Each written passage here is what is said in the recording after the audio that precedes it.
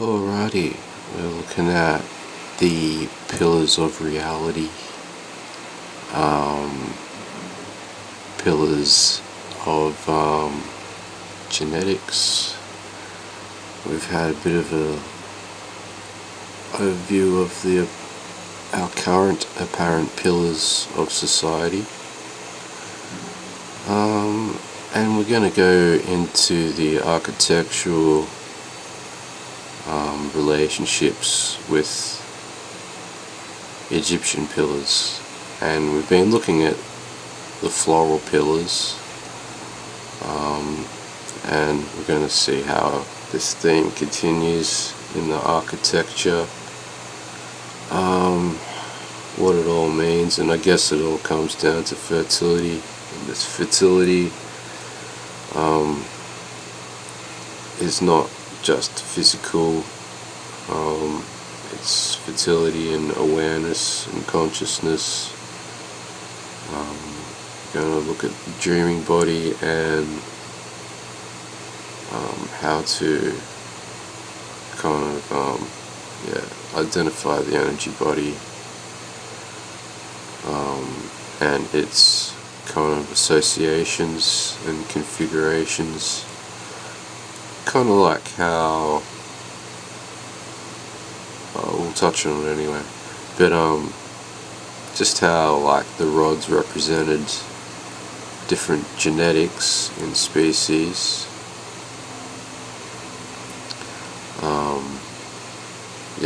We'll take a look at that in the form of an energetic kind of double to the body. So what we're looking at is a floral pillar. Well, it's kind of a bit ferny with these leaves. So when we're looking at and we'll look at the technological versions of plant life, and there's two sides: this technological thing we're experiencing, and the other side of it where it's like a higher science and less reliant on the external and material world.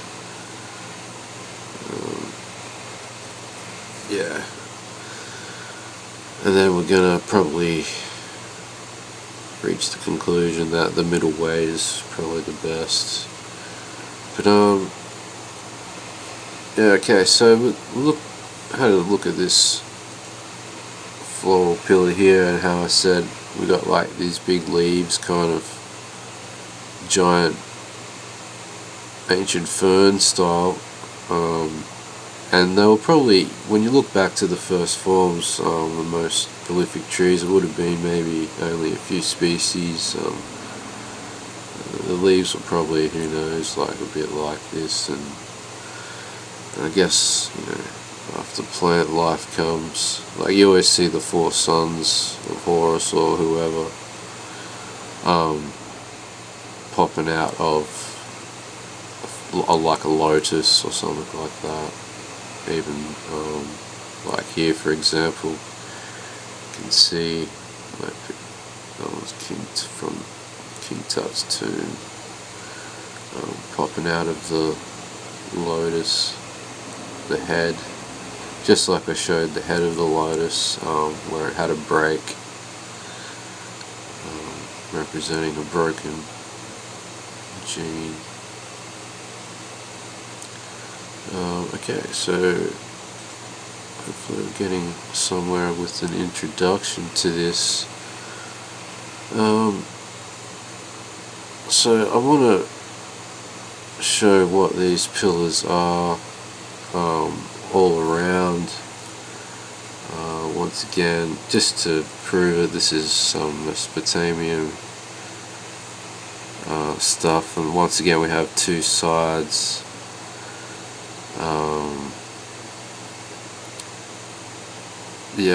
And in the middle we have like some sort of, it kind of looks like a tree, I guess, but it's a main pillar, and then you see you have like these two sides, these two base pairs. There's always this one pillar. There's one pillar that seems to be extremely important. It's represented by the middle pillar. There's only one pillar on the side of Tutankhamun in that divided image I've been showing between him and Anak Sunamun. There's two on either side if you go back to the videos. Don't feel like loading up 50 million pictures, but okay, so looking at like the floral abstractions of genetics, and we'll go into this sort of stuff again. So here we see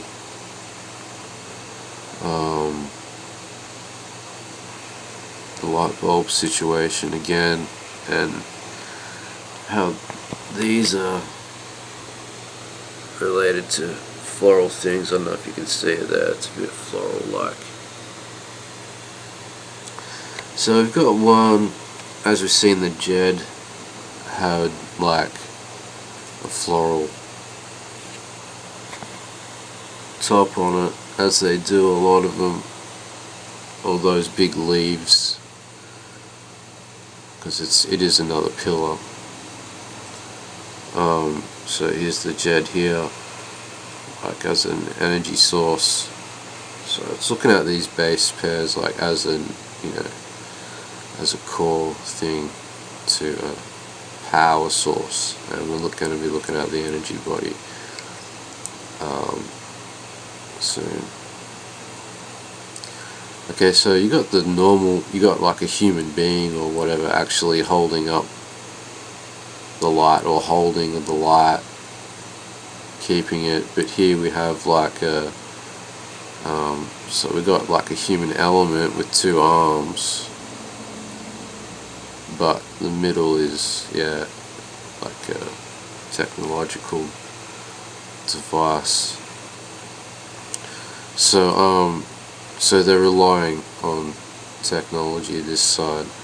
So it's exactly what we're experiencing, you know, from these beginnings and now.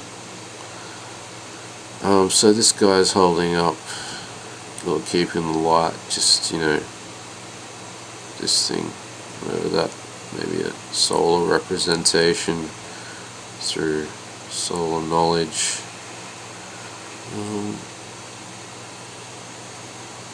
Yeah, our connection to the sun also affects the energy body. So over here we have another, so we can see the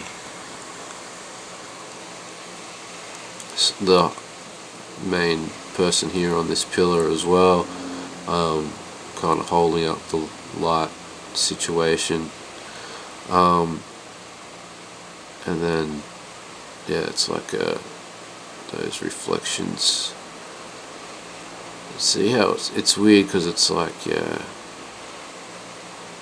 technology and spirit kind of molded into one. But yeah, this guy is pretty much not like that. So that's interesting. Okay, so we'll go over into, so over here, that on the side where this guy is behind him, we can see this entity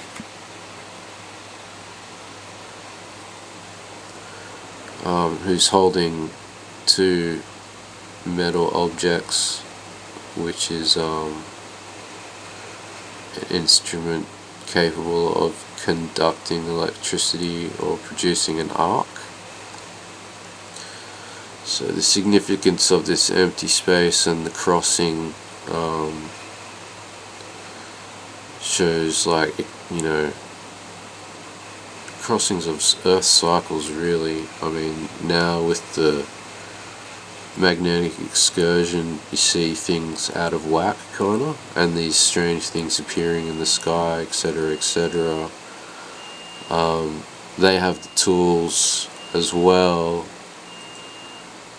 in a technological sense, how we see on this side also, for a type of arc or crossing, but there's two sides to this story.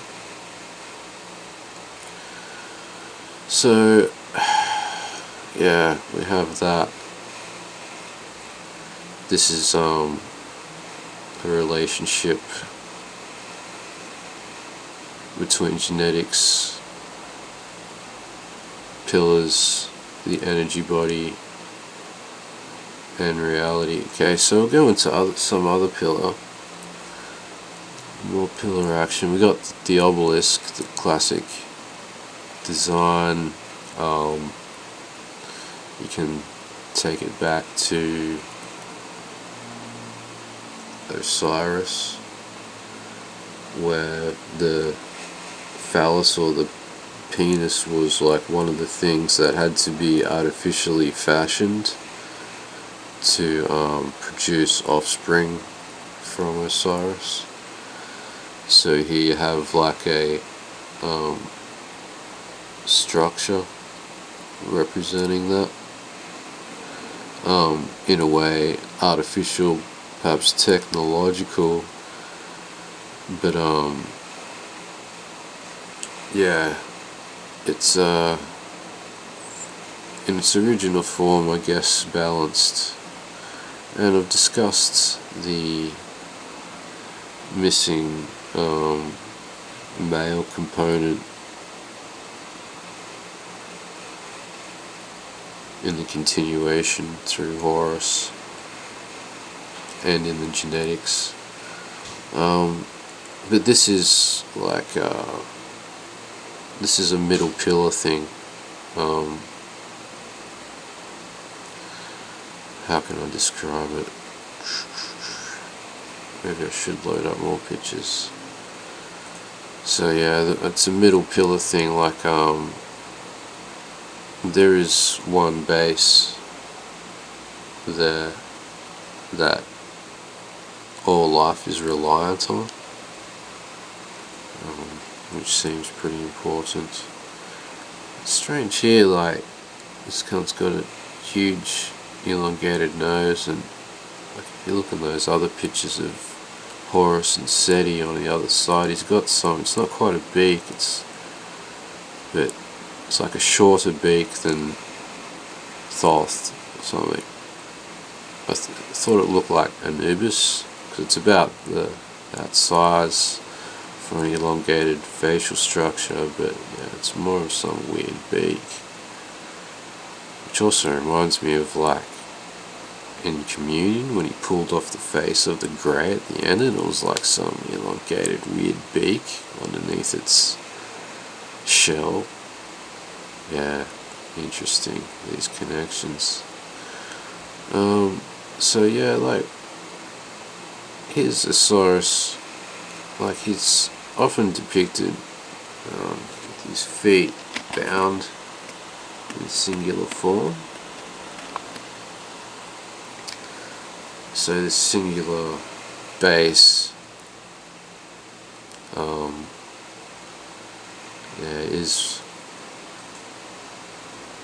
is representing this kind of side of things. So you got like an XY chromosome, one male, one female, and yeah, so it's looking at those as like, you know, just the core of everything, even perception, I guess. And I guess it is a sexual thing, like in a way, like it's also to do with fertility and consciousness in another way. When you think about the mushroom, how it keeps you alert, like there's no real danger of falling asleep on it. Yeah, there's like, you know, getting a connection to a subconscious world, which is the energy body. Like, it does give you energy, and yeah, there's a different electricity firing. And it's interesting too, like with the male erection that is ready to produce offspring, like in dreaming, like there's the classic morning wood, you know what I mean? Like, and which doesn't need a sexual dream particularly to happen, but it happens in a deep sleep, like in a state of r.e.m, when yeah, that's when a lot of dreams become extremely deep, solid. You can start to reach astral realms, like the body's in full rest and the spirit is soaring, and you wake up with wood. Whatever. Sorry guys, you just don't understand, eh? But yeah, so a phallical symbol, but something else also entirely in relationship, as all these relationships. And yeah, I think if I showed you even the phoenix, I mean, what was it, the geez, I don't know what it was called, that chimera thing,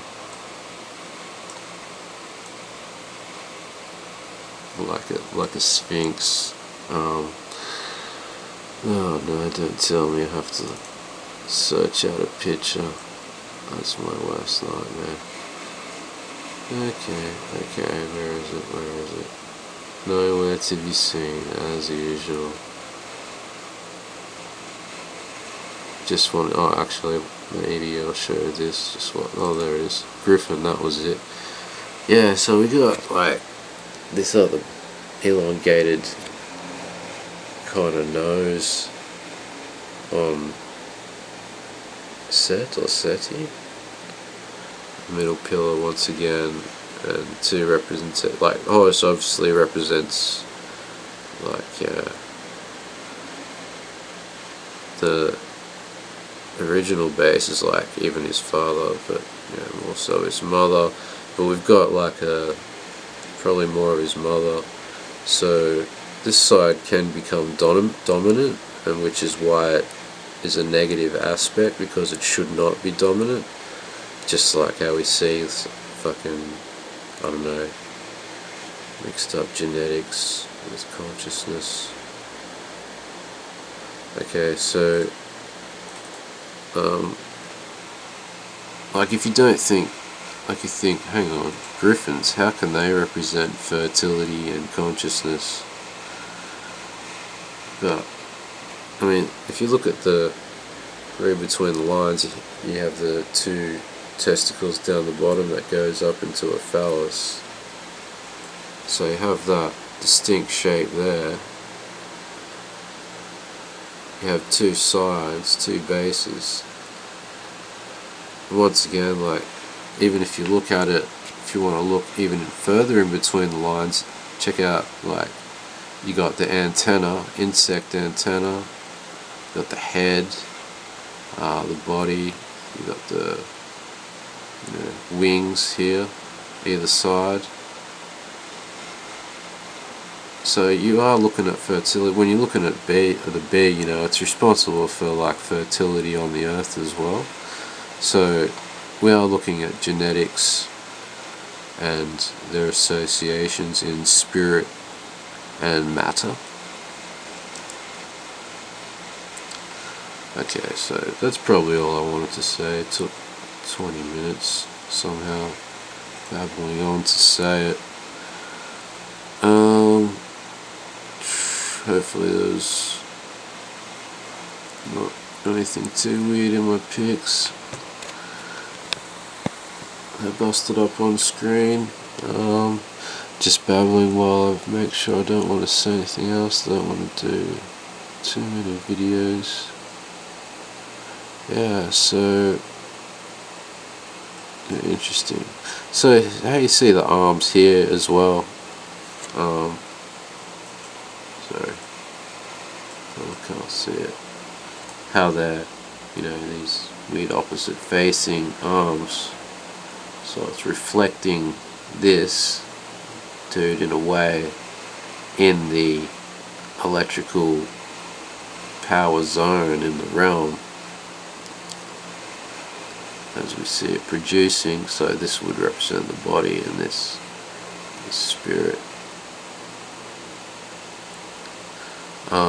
is the same as, I clicked it away now, the top of the griffin with those two kind of opposite facing pairs.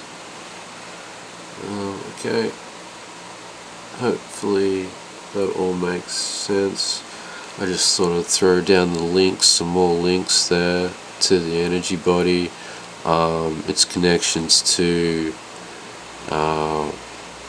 fertility and the sexual currents in the body, which is why it's popular with these freaky occultists too, charging up. So it's a power source, and we're looking at a power source here, but not necessarily technological. So once again, just remember these two sides, the technological and the spiritual, and the right way is probably somewhere in between, or this way, because it gets a bit cyborg mode. Alrighty, that'll do for now.